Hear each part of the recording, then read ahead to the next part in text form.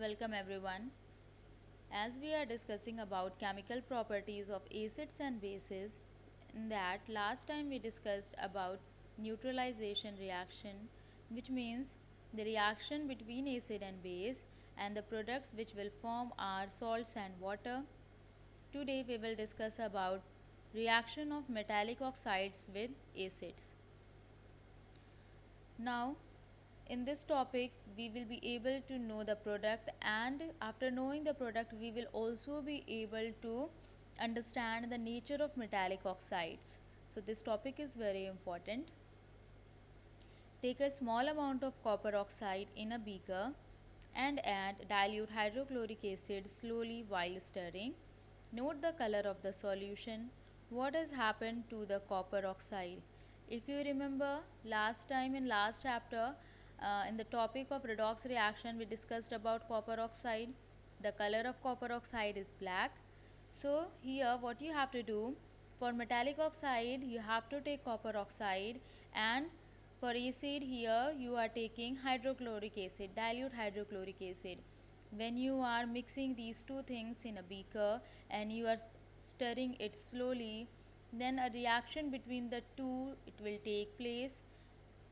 When these two will react, then we are getting the products as copper chloride and water.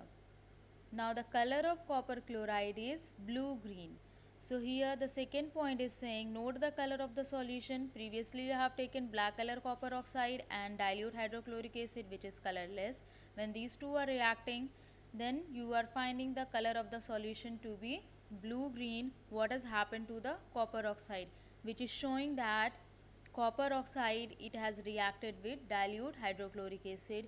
If you remember when we were discussing about the signs of chemical reaction, in that we discussed about the change in color also. That means when the color is changing, it is also an indication that a chemical reaction is taking place. So from black it is converting into blue green sort of color. You will notice that the color of the solution becomes the blue green and the copper oxide dissolves. The blue-green color of the solution is due to the formation of copper second chloride in the reaction. Now from this name copper second chloride, you should be able to write the chemical formula. Here the valency of copper is 2, and chloride, here the valency of chloride that is fixed, it is 1. As copper is showing variable valency, that is why to make it more clear it is given first or second in the bracket like this. So here the valency of copper you have to take it as 2. So you will find the chemical formula of copper second chloride to be CuCl2. And you already know the formula of copper oxide. If you don't, then you can refer to the last chapter in the topic redox reaction. You will find it. The general reaction between a metal oxide and an acid can be written as, so what happens when metal oxide it is reacting with acid, you are getting salt and water. Here in this activity we have taken metal oxide as copper oxide, acid as dilute hydrochloric acid, then we got copper chloride which is a salt and water. So for this we are having one general formula, metal oxide plus acid it gives salt and water.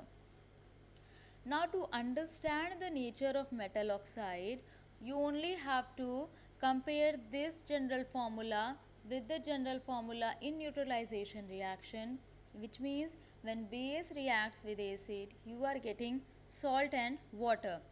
In this one everything is same, only instead of base you are taking metal oxide. Can you see just above this topic you can see base plus acid it gives salt plus water, and in this topic we are having metal oxide plus acid it gives salt and water. When you are comparing these two, you will be easily able to know that the nature of metal oxide is base. Why? It is because when you will compare the products are same in both the cases, and we are getting salt and water as a product when acid reacts with base. That means it should be in one reactant should be having acidic nature, the other reactant should be having basic nature. So here instead of taking any proper base, Here we have taken metal oxide and still we are getting the products as we used to get in neutralization reaction, and that is how we can conclude that metallic oxide, they are having basic nature. Please remember this, it is important. Now write and balance the equation for the above reaction. I think I have told you about the chemical formula and about the reactants and products which is required for activity 2.7. So you only have to write the chemical equation and you have to balance it. It's very easy. Since metallic oxides react with acids to give salts and water, similar to the reaction of a base with an acid, metallic oxides are said to be basic oxides.